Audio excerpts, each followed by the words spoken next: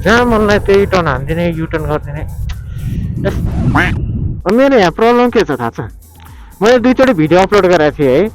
एउटा video upload भयो हिजो, तर के भयो, भिडियो अपलोड हुने बित्तिकै मैले यसो प्रिभ्यू हेर्न गएको होइन, प्रिभ्यू हेर्न गएको म लास्टमा थाहा भयो भिडियोमा कति आधी मिनट मतलब भिडियोको आधीमा कि कतिमा गएर अडियो नै हुँदैन रहेछ प्ले। मैले सोचेँ प्रिमियरमा अब त्यो एडिटिङ सफ्टवेयरमा अब प्रब्लम आएको होला, त्यही भएर त्यस्तो नभएको होला, अडियो ग्लिच भएको होला सोचेँ। बिहान उठेर पिसी अन गरेर हेरेको, त्यसको बाजेको त्यस्तो केही प्रब्लमै छैन रहेछ क्या। त्यसमा फेरि मतलब त्यो भिडियोमा केही प्रब्लम थिएन, बिचमा एकचोटि ग्लिच भएको थियो, तर त्यो पनि आई गेस इनकोडिङ रङ भएर होला। मेरो इन्क्वायरी होइन, मेरो भिडियो त्यो अपलोड गरेको लाइक बल्ल 1 दिनभित्रमा एडिट गरेर मैले भिडियो अपलोड गरेको थिएँ। बल्ल त्यत्रो महिनापछि भिडियो अपलोड भएको, त्यो भिडियो नै बिग्रियो। मेरो भाग्य लेखा छैन के, कहिलेका भाग्य लेखा छैन। यता हेर second hand by the second hand यस्तो सोरुम छ भनेदेखि चाहिँ कहिले पनि नल्याउ त्यहाँबाट, किन भन्दाखेरि उनीहरूले देखिरहेको छ यस्तो वाहियात बाइक पाइन्छ नि कसम, के भन्नु र। मलाई काममा जान ढिलो भइरहेको 22 भइसक्यो यार। It scares the shit out of me. गाडीवालाले नि बुझेको छ हाम्रो बेचा हाम्रो कथा, कति होला यो व्यवस्था। Don't cornering, if you cornering then your must be very fearing. मैले चेन टाइट गराउनु थियो है, चेन टाइटै गराएको छैन मैले। चेन्ज पकेट पनि फुटाइ छ खालि, यस्तो रिस उठ्छ। बाहिर चेन्ज पकेट त्यो केही मतलब त्यो नकिनेर राखेको होइन कि, किनेर वेल्ड गराउनु परेछ, त्यही नै भएको छैन। यो बाइक फेर्नुपर्छ अङ्कलले समेत भन्नु भइसक्यो। मैले त भिडियोमा मात्र लिएको थिइनँ, लिएको भएदेखि घर बनाउन सजिलो हुन्थ्यो नि। क्या गरे, द्याट्स लाइफ। 25 को स्पिडमा चलाइरहेको छु, किन भन्दाखेरि त्यो अगाडिको गाडी पनि त्यतिमै छ। अब मैले यहाँ गियर डाउन गरेँ, त्यसपछि ओभरटेक गरेँ। यार फोन लिङ्गिङ यहाँ एक्सपोज थियो यार, हटाइसकेछु। If you right okay nice. Indicator off गरेन भने म गाली दिन्छु भन्ने आँटेको थिएन, तर आई गेस मेरो भिडियो हेर्छ क्या हो दाइले। जब 15 जना त सब्सक्राइबर छ, 15 जनामा यो 1 जना त यो।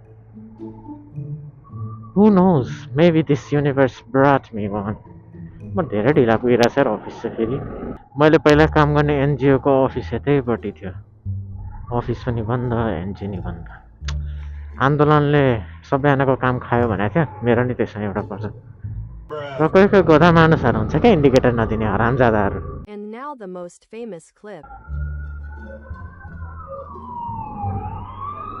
आजकल एम्बुलेन्सहरूको आवाज जावाज धेरै भइरहेको छ है।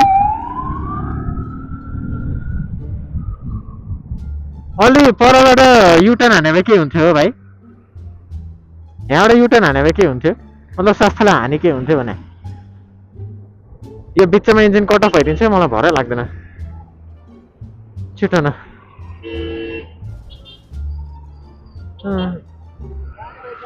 जान्छु त हौ। कस्तो पागल छ यार, इन्डिकेटर दिएर बसिरहेको छ, जाने बेच जाऊ न, तेरो बाजेको जान्छु म।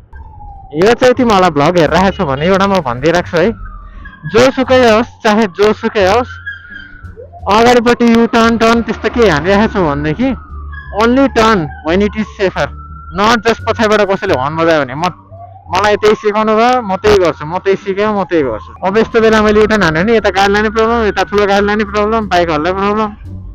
इन्डिकेटर सरी एकैछिन कुर्नु क्या, कुरेर अनि त्यसपछि जान दिएपछि जाने। त्यसलाई चाहिँ लेन आउट गरेर त्यहाँ अगाडि जान मन थियो।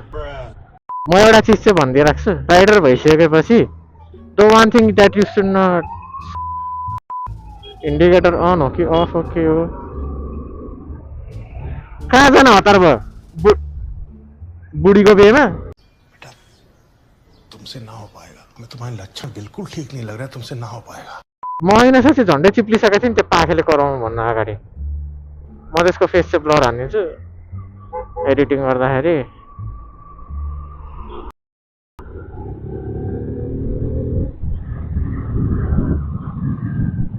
एक्सप्लोर हानेन अनि फेरि मेरो भिडियो रेकर्ड किन गरेस् बिना पर्मिसनको त्यसको त हेर्नु नभए तपाईँको मेरो दिमागको दही मात्र गर्छ मेरो चेनहरूले नि थालिसक्यो यसको भाइब्रेटर मोडमा छ यस्तो हुन्छन् क्या गधाहरू जान यार नाइस होइन लेनबाट बाहिर पठाइदियो मलाई केही छैन म उता पारी चलाउँछु नि म त अमेरिकामा हो यो साइडबाट चलाउन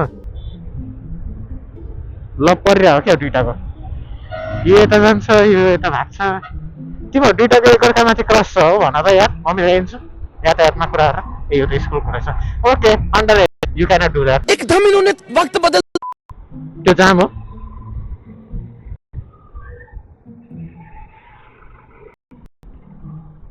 यहाँ ब्रो यहाँसम्म मर यार मैले म्युजिक चलाएको नआएँ नि साँच्ची भन्नै बिर्सेँ ए असो भन्दा बाहिर मैले धेरै यस्तो बेलामा होइन किन यसरी त्यो एक्सलेसन एकदमै धेरै बढाउँछु भन्दाखेरि होइन यो जब पनि मैले यो बाइक चलाउँदाखेरि यो मैले नभने चिज चाहिँ यो हो कि यो बाइकको पिकअपै छैन क्या हेर न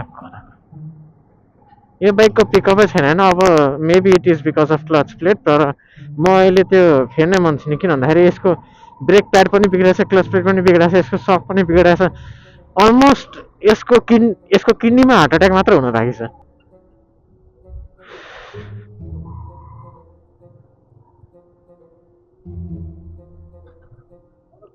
ओहो आज त पार्किङ पर्फेक्ट रहेछ त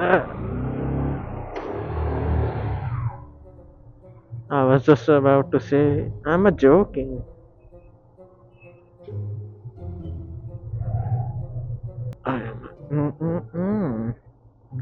म त्यो एउटा क्लिप चाहिँ घरमा गएर भिडियोमा हालिहाल्छु इन्जिन कट पेट्रोल अफ किन भन्दाखेरि यसको लिक हुन्छ फर सम ड्याम रिजन 100% राखेको छु त्यही भएर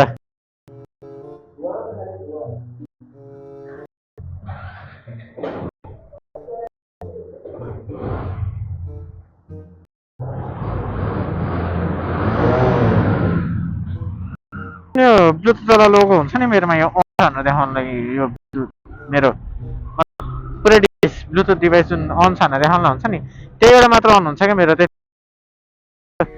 अन भइराख्ने यो झिलिमिली रातमा साथीभाइ साथमा यो बिजुलीको चम्काहट रात के 12 बजे की राहत त्यस्तो खालको हावडै देखिन्छ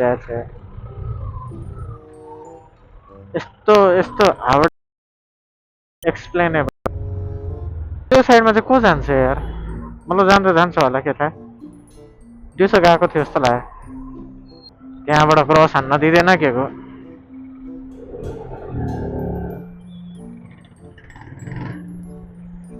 बुलेट आयो अब पड्काउने भयो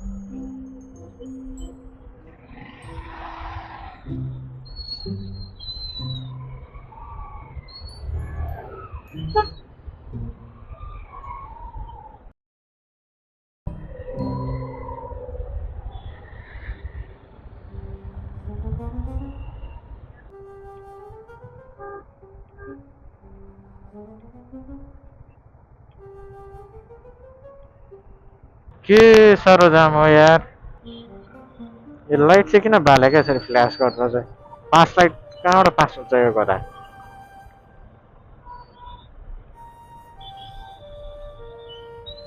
यही त यति जाम छ यार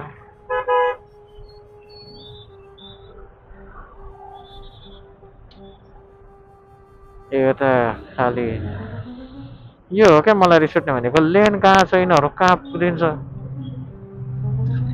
हावडेहरू पाखेहरू गदा भाइ भोक चाहिँ लागिसक्यो मलाई अति नै खाएर निस्क्यो त्यही पनि